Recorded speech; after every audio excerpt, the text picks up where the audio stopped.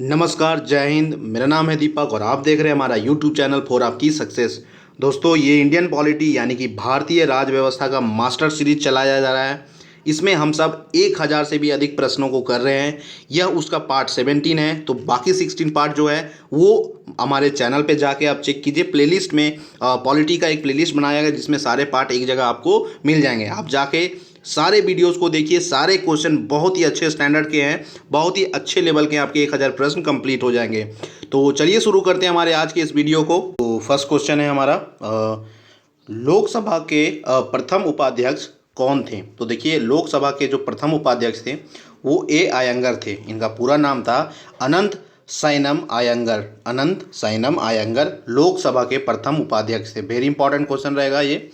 Next question देखिए, निम्नलिखित में से कौन लोकसभा का नेतृत्व करता है? तो निम्नलिखित में से कौन लोकसभा का नेतृत्व करता है? तो देखिए, कार्य चलाने की बात होगी वो अलग है, ठीक है। कार्य चलाने की बात, कार्यवाही की बात होगी तो उसका नेतृत्व करता है लोकसभा का अध्यक्ष। लेकिन नॉर्मली आपसे अगर क्वेश्चन से पूछा जाएगा कि लोकसभा का नेतृत्व कौन करता है, तो देखिए प्रधानमंत्री जो होते हैं वो लोकसभा का नेतृत्व करते हैं। ये सत्ताधारी पक्ष के नेता होते हैं और ये लोकसभा की नेतृत्व करते हैं। क्वेश्चन नंबर 3 है, देखिए नेक्स्ट क्वेश्चन है हमारा कि संघीय मंत्री परिषद का अध्यक्ष कौन होता है? तो देखिए, संघीय मंत्री परिषद यानी कि सेंट्रल कैबिनेट का जो अध्यक्ष होता है वो होता है प्रधानमंत्री, ठीक है। ऑप्शन डी इसका क्या हो जाएगा? करेक्ट हो जाएगा। नेक्स्ट क्वेश्चन देखिए कि प्रधानमंत्री को उसके पद की गोपनीयता की शपथ कौन दिलवाता है?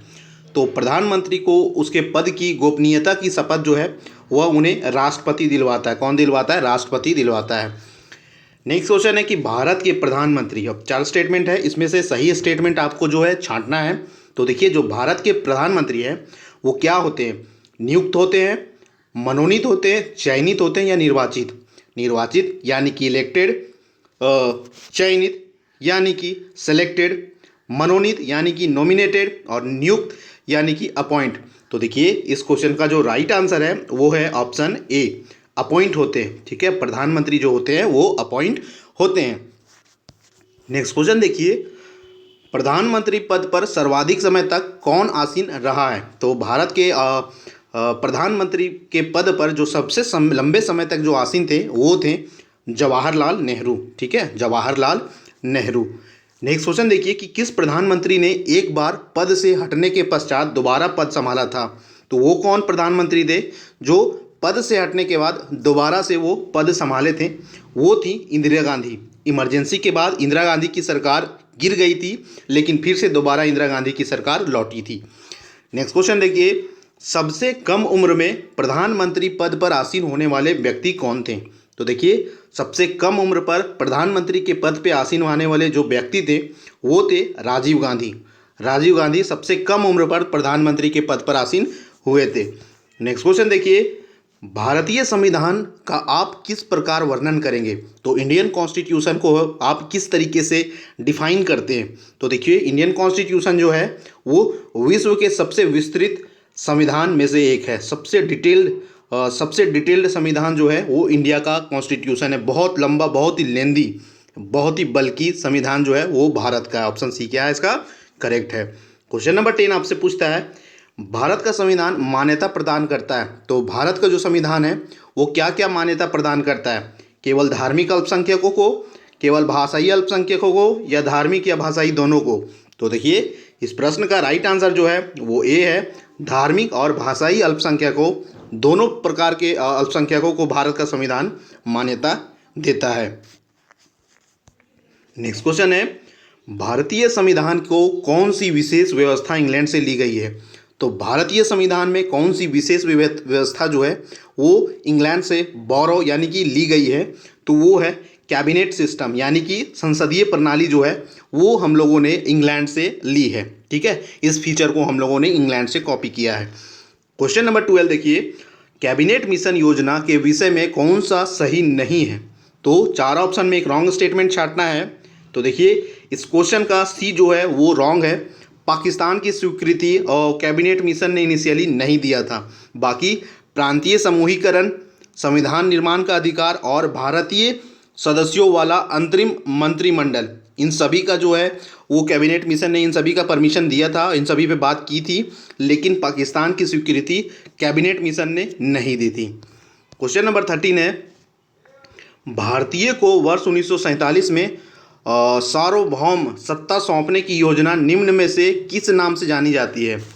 तो सार्वभौम सत्ता सौंपने की योजना जो है किस नाम से जानी जाती है? इसे माउंटबेटन योजना के नाम से जानते हैं। किस योजना से? माउंटबेटन योजना। ठीक है, इसी योजना के तहत अंग्रेजों ने भारत को सारे इस देश की जितनी भी सत्ता है, जितने भी पावर पूरी तरीके से पावर जो एक तरह से कह सकते हैं ट्रांसफ़र करने की बात माउंटबेटन योजना से ही की गई थी। क्वेश्चन नंबर 14 देखिए, मॉर्ले मिंटो मॉर्ले सुधार। ठीक है, ये मिंटो मॉर्ले नहीं, मॉर्ले मिंटो के नाम से फेमस होता है। तो मॉर्ले मिंटो जो सुधार था उसका उद्देश्य क्या था? तो मॉर्ले मिंटो सुधार का जो उद्देश्य था वो क्या था? पृथक निर्वाचन प्रणाली।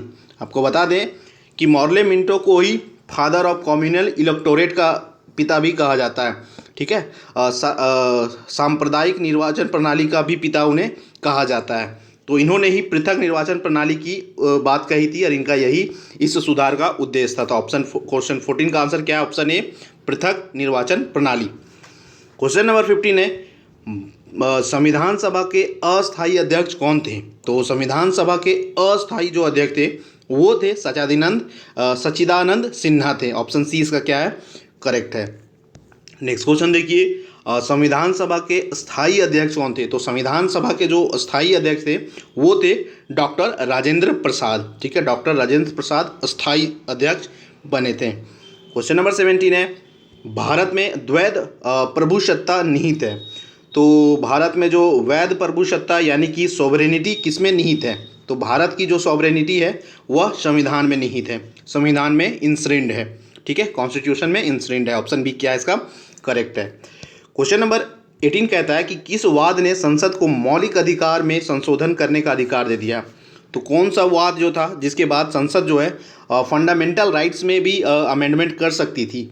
तो देखिए, केशव नंदा भारती वाद जो था, है ना, ये जो केस था, इस केस में सुप्रीम कोर्ट का जजमेंट आया था कि आप भारत के जो मौलिक अधिकार, भारत में के संविधान में जो मौलिक अधिकार दिए गए हैं उन अधिकारों को भी आप संशोधित कर सकते हैं, यानी कि अमेंड कर सकते हैं, बट द कंडीशन इज़ कि आप बेसिक स्ट्रक्चर को, यानी कि आधारभूत जो स्ट्रक्चर है, संरचना है, उसको टच या उसको छेड़छाड़ नहीं कर सकते हैं। बेसिक स्ट्रक्चर को टच किए बिना आप मौलिक अधिकार में जो है वो संशोधन कर सकते हैं। तो संविधान के मौलिक अधिकार में संशोधन करने का अधिकार केशवानंद भारती वाद से दिया गया था। ऑप्शन डी क्या है? करेक्ट है। नेक्स्ट क्वेश्चन देखिए, संविधान के अंतर्गत बंदी प्रत्यक्षीकरण समादेश जारी करने का अधिकार किसमें निहित है? बंदी प्रत्यक्षीकरण समादेश यानी कि बंदी प्रत्यक्षीकरण को हम लोग कहते हैं हैबिस कॉर्पस, और समादेश यानी कि रीट। तो हैबिस कॉर्पस नाम की जो रीट है वो जारी करने का अधिकार किसे प्राप्त है? तो ये जारी करने का अधिकार उच्च न्यायालय तथा उच्चतम न्यायालय यानी कि हाई कोर्ट तथा सुप्रीम कोर्ट दोनों को प्राप्त है। आपको यहाँ एक बता दूँ इन दोनों के बीच में डिफरेंस, कि रीट जारी करने यानी कि समादेश जारी करने का जो अधिकार है किसका ज़्यादा है? तो मैं आपको बता दूं, रीट जारी करने का जो है वो ज़्यादा पावर हाई कोर्ट के पास है as compare to supreme court. Supreme court writ कब जारी करती है? सुप्रीम कोर्ट रीट सिर्फ आपके मूल अधिकारों के हनन के केस में ही जारी करती है, लेकिन जो हाई कोर्ट है वो मूल अधिकारों के हनन के बावजूद भी और किसी भी कंडीशन में वो जारी कर सकती है। तो उच्च न्यायालय का जो रीट का यानी कि समादेश का जो पावर है वो उच्चतम न्यायालय यानी कि सुप्रीम कोर्ट से ज़्यादा है। और यहाँ जो क्वेश्चन पूछा गया था कि संविधान के अंतर्गत बंदी प्रत्यक्षीकरण समादेश यानी कि हैबिस कॉर्पस रीट जारी करने का अधिकार किसमें निहित है? तो ये दोनों में निहित है। ठीक है, चलिए नेक्स्ट क्वेश्चन देखते हैं। निम्नलिखित में से कौन सा मूल अधिकार नहीं है? तो इनमें से कौन मूल अधिकार नहीं है? संपत्ति का अधिकार, है ना, राइट टू प्रॉपर्टी जो है मूल अधिकार नहीं है। शुरुआत में ये था, बाद में इसे हटा दिया गया, इसे एक लीगल राइट यानी कि ह्यूमन राइट बना दिया गया। चलिए नेक्स्ट क्वेश्चन देखिए, भारतीय संविधान के किस अनुच्छेद में राज्य के नीति निर्देशक तत्वों का उल्लेख है?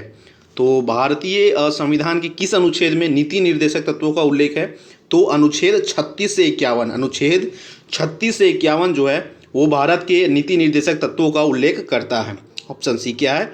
करेक्ट है। इंपॉर्टेंट क्वेश्चन है, याद रखेंगे आप। नेक्स्ट क्वेश्चन देखिए, संविधान का वह कौन सा भाग है जो संविधान के निर्माताओं के मस्तिष्क और उद्देश्यों को प्रतिबिंबित करता है? तो इसका राइट आंसर है ऑप्शन ए, राज्य के नीति निर्देशक जो तत्व है वो जो संविधान के जो निर्माता हैं उनका क्या विचार, उनका कैसा एक सोच था, कैसा एक आइडियल सोसाइटी वो चाहते थे, किस प्रकार का एक समाज चाहते थे, एक देश चाहते थे, उन सभी को जो है वो प्रतिबिंबित रिफ्लेक्ट करता है। ठीक है, उनके दिमाग को रिफ्लेक्ट करता है राज्य के नीति निर्देशक तत्व यानी कि directive principle of state policy. Question number 23, राज्य के नीति निर्देशक तत्वों में निम्नलिखित में से किन किन प्रकार के सिद्धांत अंतर्निहित है यानी कि इंश्रिंड है? ठीक है, तो इसका राइट आंसर है जो आर्थिक सिद्धांत, प्रशासनिक सिद्धांत और सामाजिक सिद्धांत, directive principle of state policy यानी कि राज्य के नीति निर्देशक जो तत्व हैं उनमें ये तीनों प्रकार के जो सिद्धांत है वो निहित है। तो इसका राइट आंसर क्या हो जाएगा? ऑप्शन डी, ये सभी। नेक्स्ट क्वेश्चन देखिए, भारतीय संविधान का कौन सा अंग समाजवादी व्यवस्था स्थापित करने की प्रेरणा देता है? तो नीति निर्देशक जो तत्व है यानी कि डायरेक्टिव प्रिंसिपल जो स्टेट पॉलिसी है वो एक सोशलिस्ट समाज की स्थापना करने की जो है प्रेरणा देता है। ऑप्शन इसका बी क्या हो जाएगा? सही होगा। नेक्स्ट क्वेश्चन देखिए, भारत में संघ राज्यों का प्रशासन होता है। तो भारत में जो संघ राज्यों है, जो यूनियन टेरिटरीज हैं, उनका प्रशासन राष्ट्रपति के द्वारा होता है। किसके द्वारा? राष्ट्रपति के द्वारा। क्वेश्चन नंबर 26 पूछता है आपसे कि भारत का संपरीक्षा एवं लेखा प्रणालियों का प्रधान कौन होता है? तो संपरीक्षा एवं लेखा प्रणालियों का प्रधान कौन होता है? वो होता है भारत का नियंत्रक एवं महालेखाकार यानी कि CAG। ठीक है, controller and auditor general. Option B क्या है? करेक्ट है।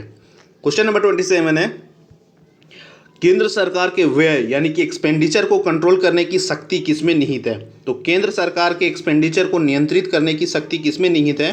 तो वो है कंट्रोलर एंड ऑडिटर जनरल यानी कि नियंत्रक एंड महालेखा परीक्षक के महापरीक्षक में निहित है।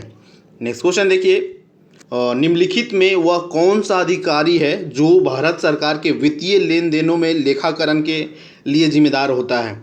तो कौन अधिकारी है जो भारत सरकार के वित्तीय फाइनेंशियल जो लेन देन होता है उनमें लेखाकरण के लिए जिम्मेदार होता है? तो लेखाकरण के लिए कौन जिम्मेदार होता है? वो नियंत्रण एवं महालेखा परीक्षक यानी कि CAG। ठीक है, नेक्स्ट क्वेश्चन देखिए कि भारत का नियंत्रण एवं महालेखा परीक्षक किसके लिए मुख्य लेखाकार तथा लेखा परीक्षक के रूप में काम करता है? तो राइट आंसर है संघ तथा राज्य सरकार के लिए। ठीक है, संघ और राज्य सरकार के लिए मुख्य लेखाकार तथा लेखा परीक्षक के रूप में वो काम करता है। नेक्स्ट क्वेश्चन देखिए कि लेखा परीक्षण का मुख्य उद्देश्य किस व्यय पर नियंत्रण करना होता है? तो लेखा परीक्षण जो है उसका मुख्य उद्देश्य किसके एक्सपेंडिचर पर नियंत्रण करना, कंट्रोल करना होता है? तो राइट आंसर है कार्यपालिका, एग्जीक्यूटिव के जो एक्सपेंडिचर होता है उस पर कंट्रोल करना होता है। ठीक है, नेक्स्ट क्वेश्चन है, भारत के केंद्रीय स्तर पर लेखांकन तथा लेखा परीक्षण किसके अधिकार क्षेत्र में आता है? तो भारत के केंद्रीय यानी कि सेंट्रल लेवल पर जो लेखांकन तथा लेखा परीक्षण है वह किसके अधिकार क्षेत्र में आता है? वह नियंत्रण एवं महालेखा परीक्षक यानी कि CAG के अधिकार क्षेत्र में, जुरिस्डिक्शन में आता है। नेक्स्ट क्वेश्चन देखिए, भारत के नियंत्रक एवं महालेखा परीक्षक की नियुक्ति की अवधि कितनी होती है? तो देखिए भारत के जो नियंत्रक एवं महालेखा परीक्षक यानी कि CAG जो होते हैं उनकी नियुक्ति की अवधि की बात करें तो या 6 वर्ष या 65 वर्ष, इन दोनों में से जो पहले आ जाएगा तब तक उनकी अवधि रहती है। ठीक है, 6 वर्ष या 65 वर्ष। ऑप्शन सी क्या है? करेक्ट है। क्वेश्चन नंबर 33 देखिए, भारत के नियंत्रक एवं महालेखा परीक्षक की नियुक्ति संविधान के किस अनुच्छेद के तहत की जाती है? तो देखिए कैग की जो नियुक्ति है वो अनुच्छेद 148 का इस्तेमाल करके राष्ट्रपति के द्वारा किया जाता है।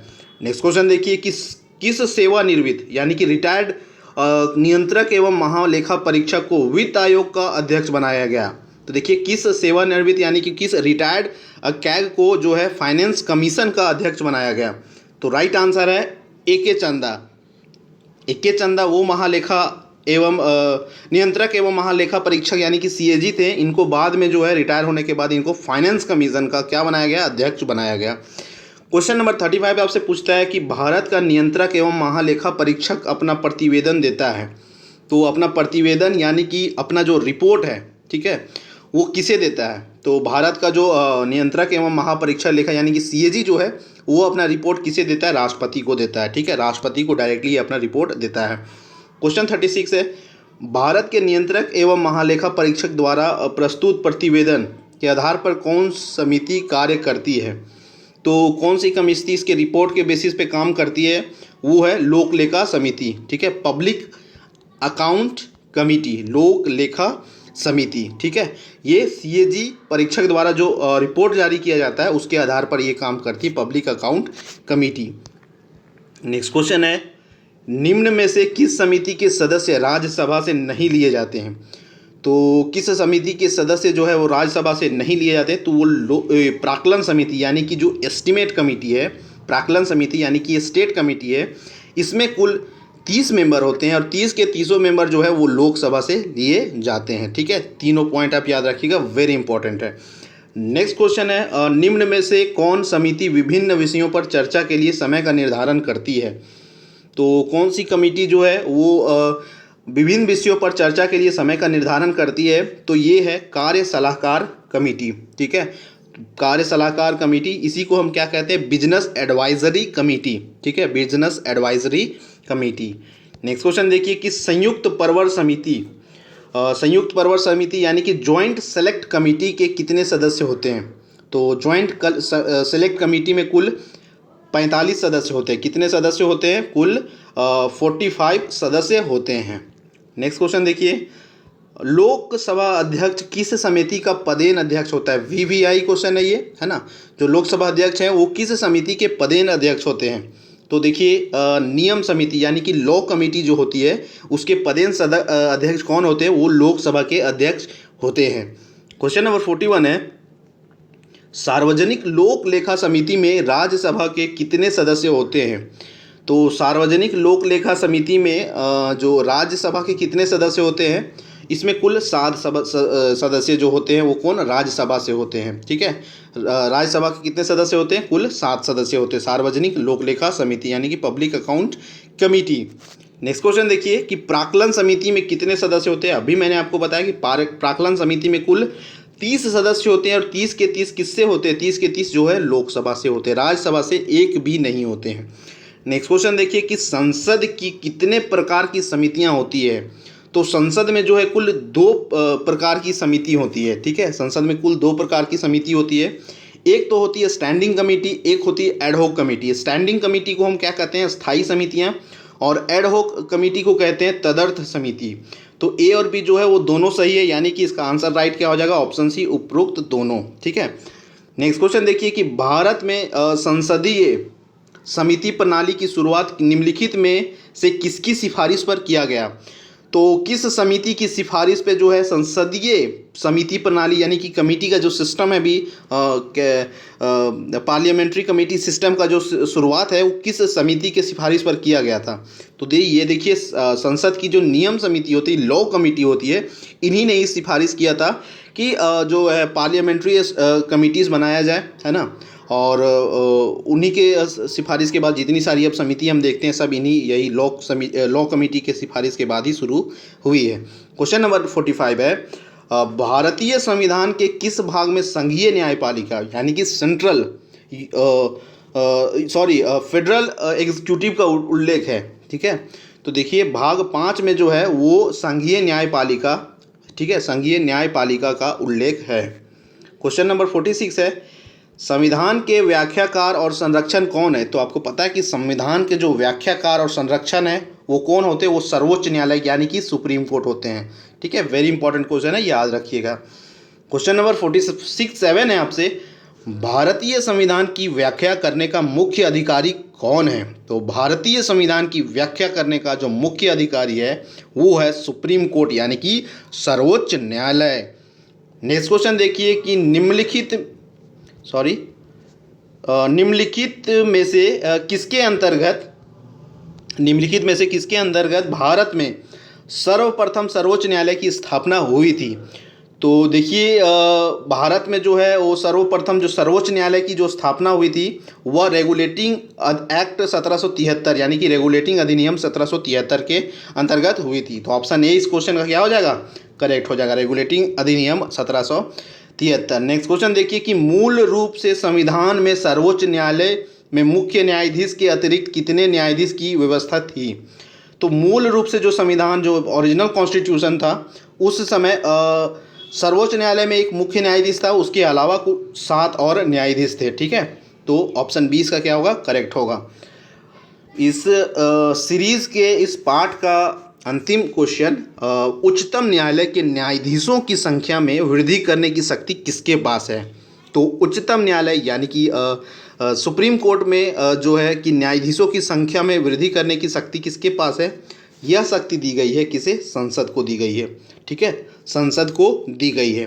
तो फ्रेंड्स, ये थे हमारे पार्ट 17 के मोस्ट इम्पॉर्टेंट सेलेक्टेड 50 क्वेश्चन। ये सारे प्रश्न पके हुए आम की तरह है, ये आपके परीक्षा में कभी भी गिर सकते हैं, किसी भी एग्ज़ाम में आपके गिर सकते हैं। इन एक एक प्रश्न को आप अच्छे से अभी कर लीजिए और एक बार एग्ज़ाम से पहले कर लीजिए, आपका ये प्रश्न नहीं छूटेगा। तो आपको ये वीडियो कैसा लगा एक कमेंट करके ज़रूर बताएं। वीडियो शुरू से अंत तक देखने के लिए आपका धन्यवाद। Thank you. जय हिंद।